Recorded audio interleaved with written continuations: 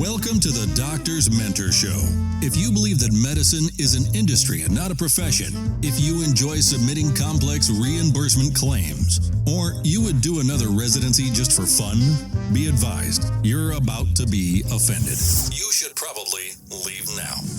All this talk about mentoring doctors is ridiculous. I thought doctors learned to do everything better than everyone else the first year of medical school. At least that's the way they act. If you love assisting patients with vitality breakthroughs, if the right to practice medicine without interference is important, and you want expert tips for practice freedom and profits to support your epic life, welcome aboard and prepare to be blown away. The Doctor's Mentor Show starts now.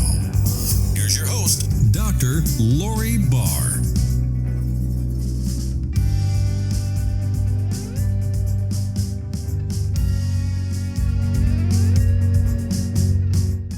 On a recent plane flight, I read this statement by actor Nolte. You want the story up front. You, as the actor, are there to support the story. Have you ever wondered what kind of an impact your work is having in the world? Imagine what it would be like to have your ideal practice partner or medical school dean scan the first page of your CV and immediately pick up the phone and call you. In this episode, you'll discover 3 things actors know that doctors need to know about self-representation, so you accelerate along the career path of your dreams. Today's episode is the first in a series of shows designed to help you at transition points in your medical and professional career. It's useful no matter if you're in high school or retirement age, and it is a lesson worth your time and consideration, especially if you're considering an additional profit stream. You can even morph these concepts and use the principles to be more effective in your social life. Today's podcast comes under the category of Legacy. Legacy?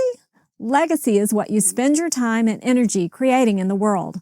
Your success or failure along your career path is a major determinant of your effectiveness as a spiritual being playing out your unique role on planet Earth at exactly this point in the time-space continuum. Today's topic. What is it that actors know about getting noticed that doctors don't?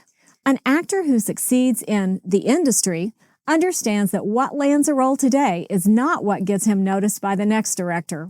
In other words, he or she provides a presentation package customized to the opportunity at hand. Moreover, she enlists the help of a professional, her agent, to identify ideal opportunities and to grease the skids so that she is on the director's radar much earlier than other actors competing for the part. Then, when the actor shows up for the face-to-face, be it an interview or an audition, he delivers his best version of what is expected to land the part. Recently, I had a conversation with Jonathan Goldsmith, the actor who plays the most interesting man in the world. What was really interesting is the information he shared about auditioning and actually getting cast. More about his story as we continue. How does this relate to you as a doctor, healthcare student, or other healing professional? The 3 lessons we're going to learn from the actor are, number 1, how to build flexibility into your professional presentation package so that you stand out as an applicant.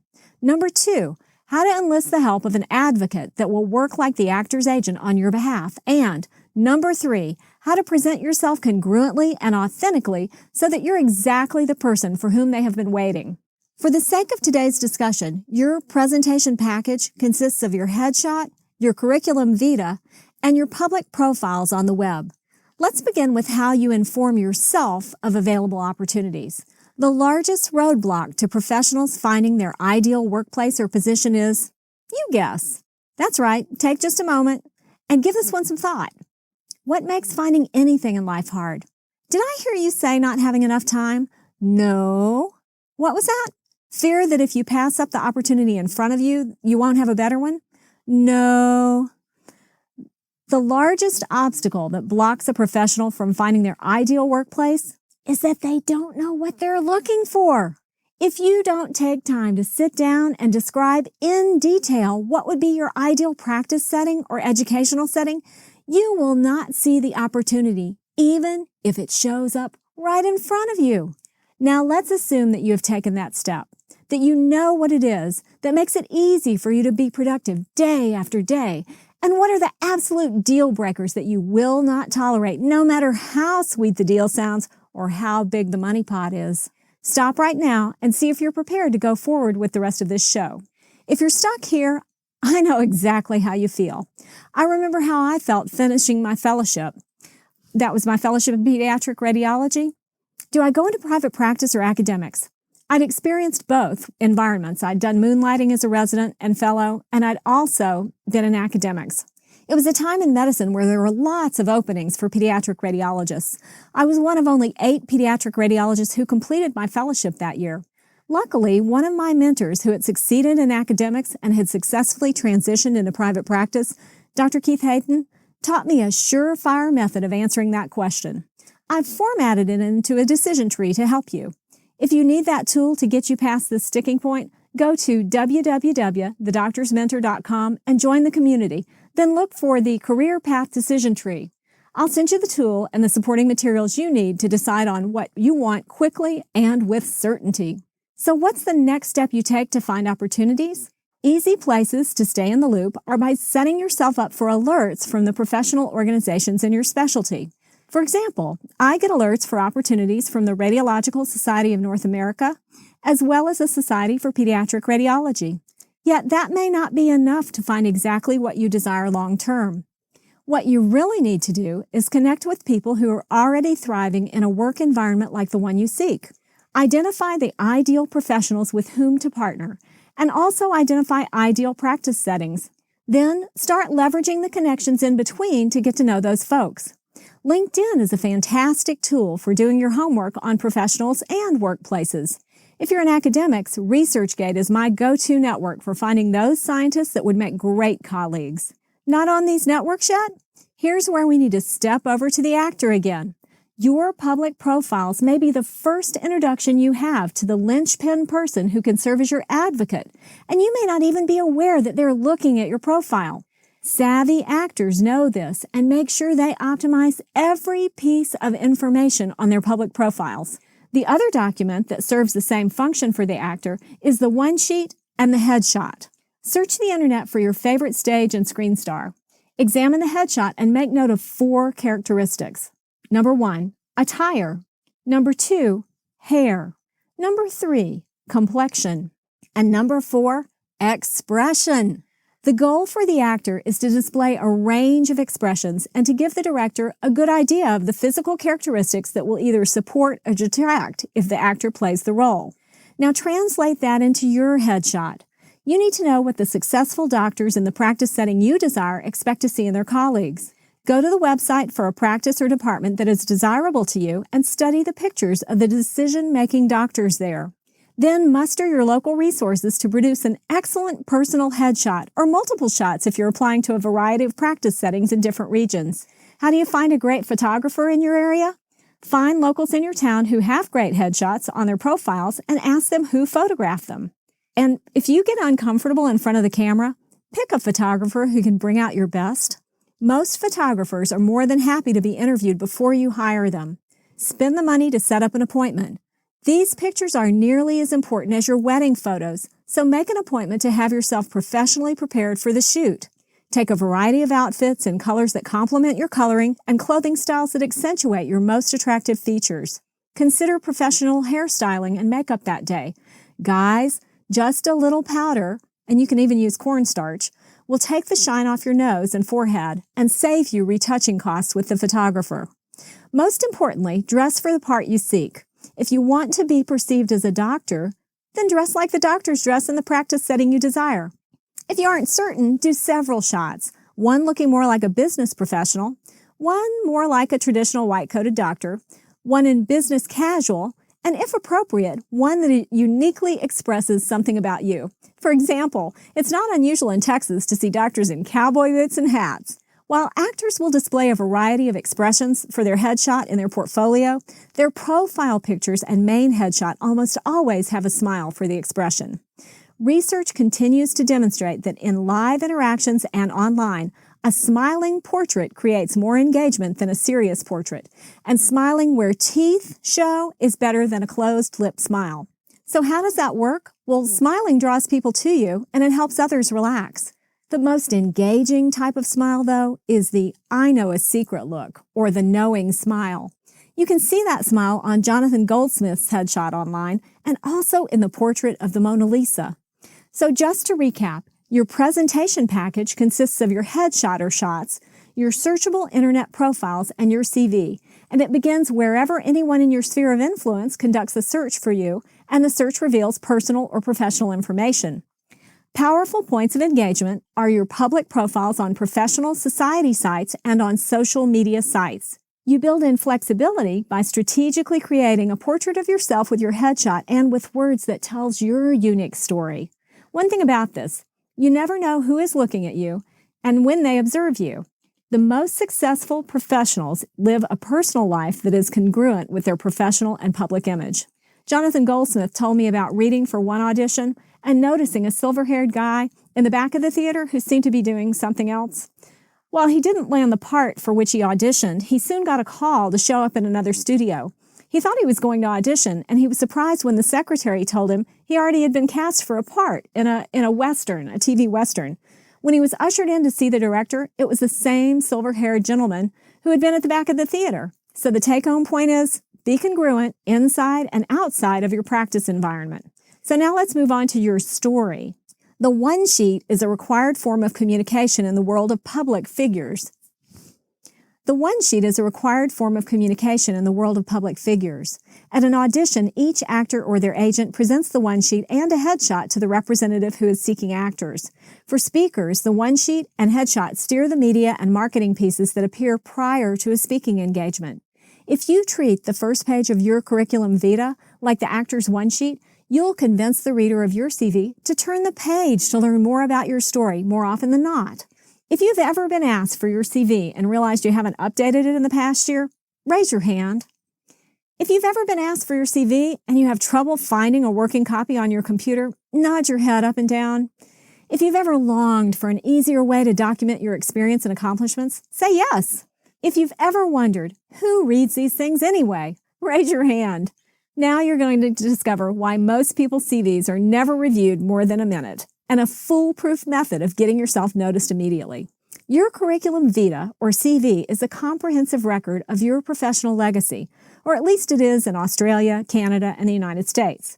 A resume is a similar document, except it is limited to job experience and skills relevant to the candidacy for which one has applied. The biography, or bio, is a one-page summary document employed in some industries that is a short sheet used to introduce the individual to those who are not familiar with his or her work. It's used by speakers and authors as well as in corporate documents for management and executives. It's also useful for media pitches. In the acclaimed halls of Western medicine, we still enjoy the formality of the curriculum vitae. And my gift to you today is a lesson on spicing up your CV so that it gets you the recognition you deserve. Somewhere on your digital storage, save a comprehensive document where you chronicle your professional legacy.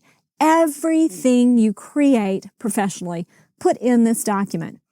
Now, there's no one best way to format your CV, and there's no standardized approach to CVs across academia or private practice. So just set it up as a simple text file with minimal formatting in your favorite word processor. If you want a list of all the items worth chronicling and how they might serve you, you can find that at www.thedoctorsmentor.com. Let's just focus on page 1 for today. If you want the first page of your CV to pop and catch the attention of the reader so that they turn the page to learn more about you, then here are 2 recommendations inspired by the actor's one sheet. First, give them what they are expecting to see, and second, surprise and delight them. So how do you give them what they expect to see? Go to the site of an institution from whom you seek employment and look at an influencer's CV, or search to see if there's a standard way they format the CVs of the professionals who work there. For this application, format your CV the same way they like to see them. This is a great strategy for academics and corporations. For private practices, you may not find anything, so that brings me to strategy 2. How do you surprise and delight them? Have you published a children's book? Have you helped organize a massive cleanup of the coastline like my friend Dr. Suzanne Bennett? Include an item on your first page that creates curiosity.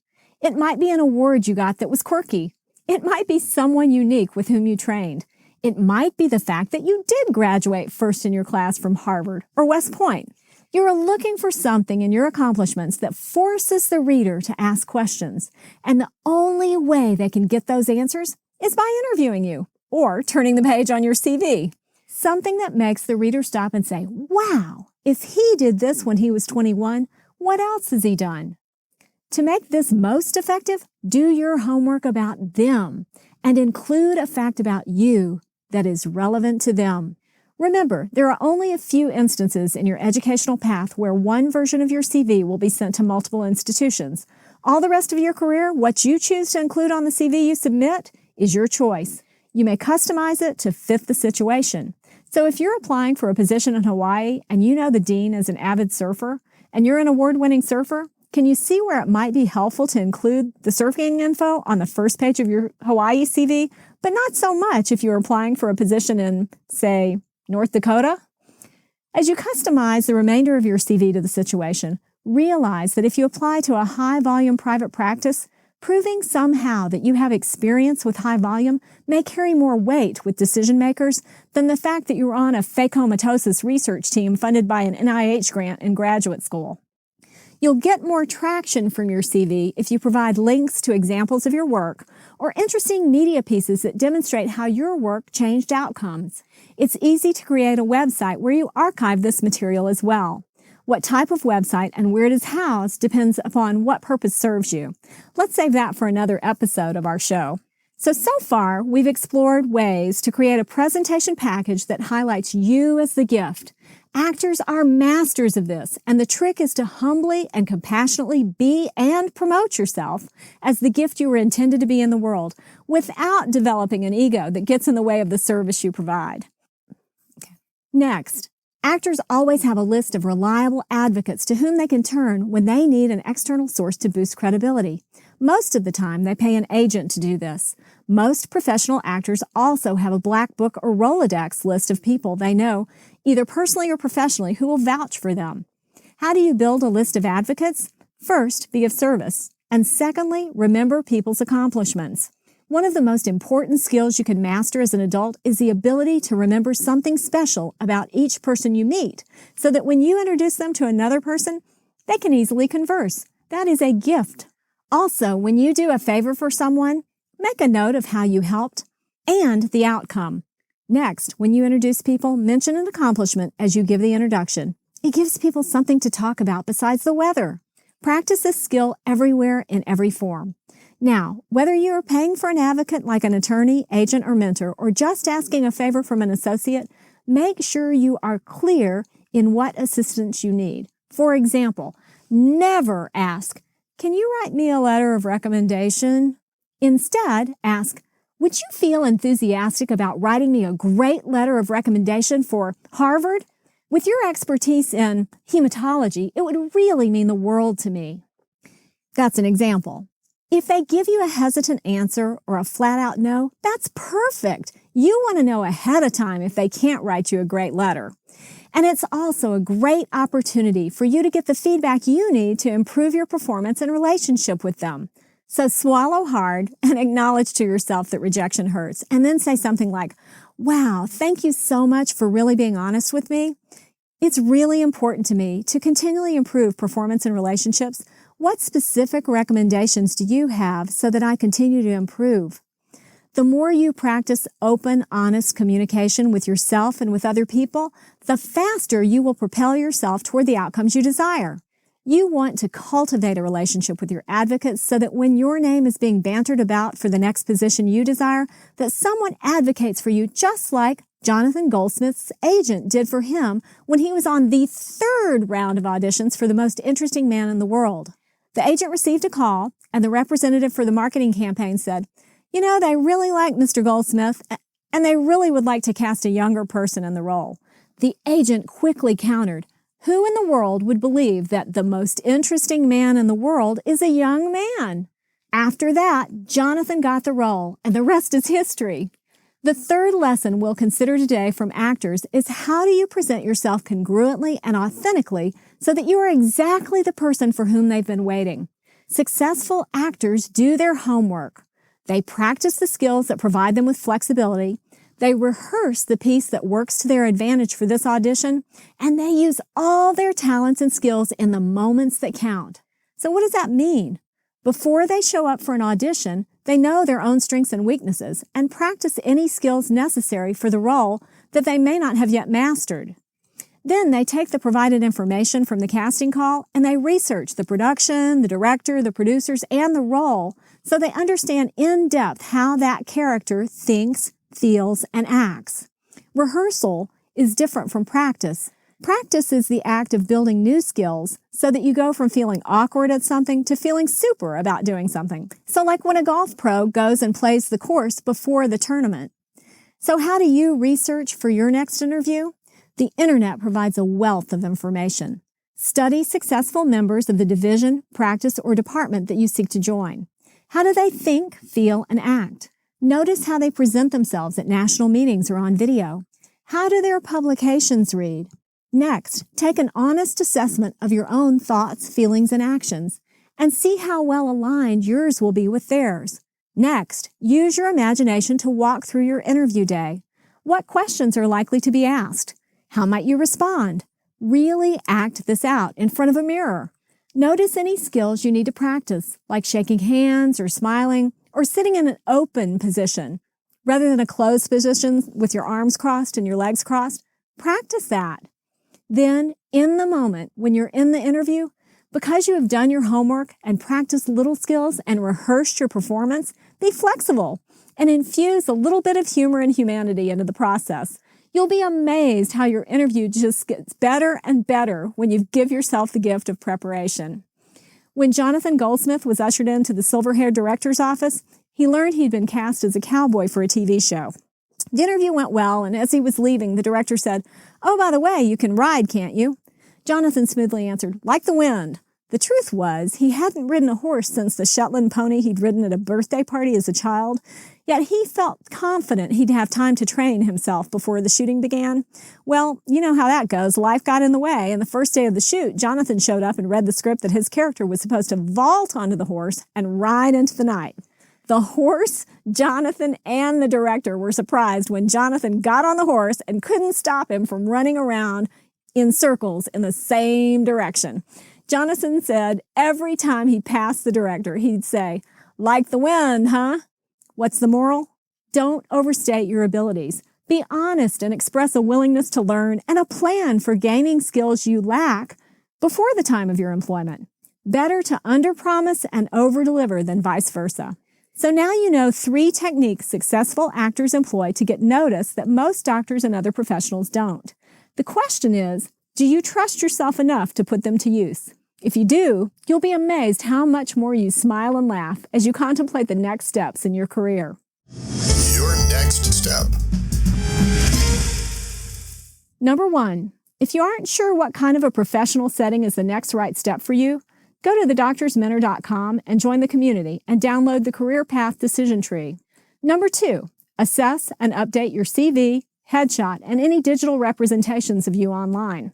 Number 3, build your list of advocates and practice your memory skills.